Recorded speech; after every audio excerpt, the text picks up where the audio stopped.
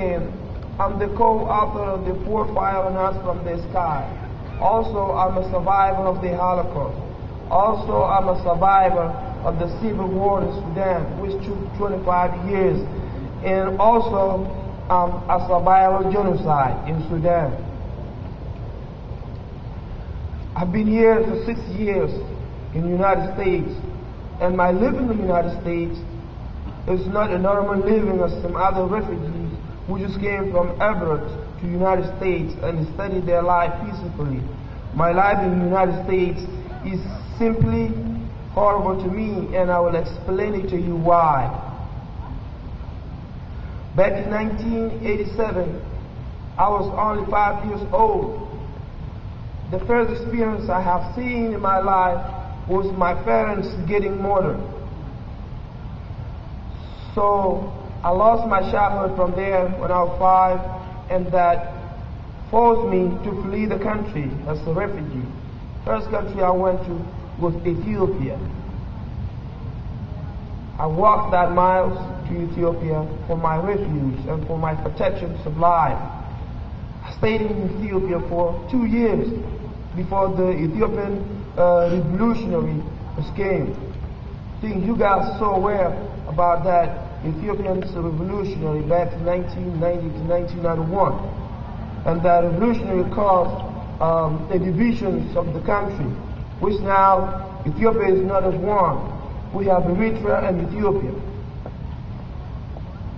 So that made us flee back to Sudan, and when we get back to Sudan, our governments realized that the boys who flee to the neighbors' country for their survival and for their refuge has made their life back into the country of Sudan. So his mission needs to be done now. What was that? For the destructions of our cultural behaviors and the destructions of all our belongings in South and all the slavery that he was doing for the Southerners' destroyment it got to be done. What he do, he sent his military jets and helicopters to drop bombs on us every day and every night in a town called Fashala. Maybe some of you who watched that little documentary have seen a little bit about crossing the river. You guys heard that we lose 2,000 boys' lives in that river. Yes, we did. How? A lot of people are getting shot in the water, and some of the boys are getting drowned, and some of them are getting caught by crocodiles. Why these boys drown? It's like this crowd right now when we jump to the rivers at the same time. The first person to dive in is the first person to die. How? Because when you dive in and I dive on you, other one dive on me, we're pushing you down all the way down under the water, and you cannot catch up with your breath again. Since somebody needs to swim, even if you're a good swimmer, something grab your foot underneath and keep pulling you down to the water, and you cannot spend at least 45 seconds under the water, you can die. That's how we lose 2,000 boys. For their life in Fashala, we don't have anything to eat. And we're surviving those helicopter bombers and jets for 3 months, eating nothing except wild leaves and wild fruits. There are no shelters to sleep in. We just underneath the tree like this every day. And that's how we can sleep later on at night. A rain can rain on us, the sun can hit on us, and we can be cold later on at night when we go to bed. No blankets, no good clothes that are warm enough for our protection in cold, no nothing. We survived that. And we have the SPLA leader who is named John Grant.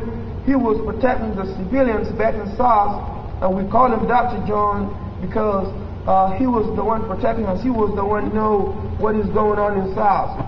So he went all the way to Kenya and asked the Kenyan government, and the head of that government was the former president, Kenya Daniel Toroitich Arap Moi, and also he has a dignity of a United Nations aid agency's workers.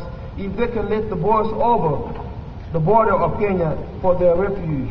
And that's when we were accepted to go over the border and live the life in Kakuma camp that you've seen on that little documentary. When we get to Kenya, we ask for education since Benjamin had lost his parents and he needed life to continue for his survival.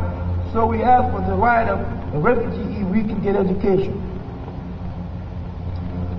United States did not respond for that, and United Nations aid agencies did not respond on that, and Kenyan government did not respond on that. So we have to go out there, find the big tree like this, we clear underneath them, and we make them as a classrooms. And this is very common in some part of African countries. They use trees as their classrooms. So when we clear underneath, we have to go over there to the mountains and pick up those rocks and line them underneath the tree for our seats. We use them as chairs, those rocks.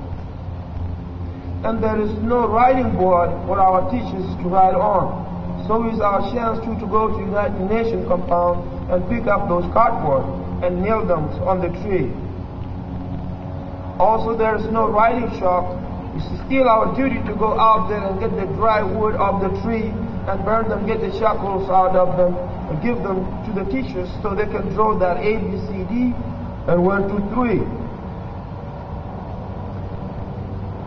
So when the teachers draw them, and we need to draw too. So we have to clear that sand right underneath you so you can draw those A, B, C, D using your fingers in the sand. For 3 years until 1998, and we're so lucky, we have given a few tools to build our own facilities. That's when United States of America has opened the way for us to come to the United States. So we started our program in 1998 coming to the United States. Me, Benjamin, waited until 2001. That's when my approval came. 2001, I was approved to come to the United States as a refugee from Sudan. Coming to the United States, my expectation coming to U.S.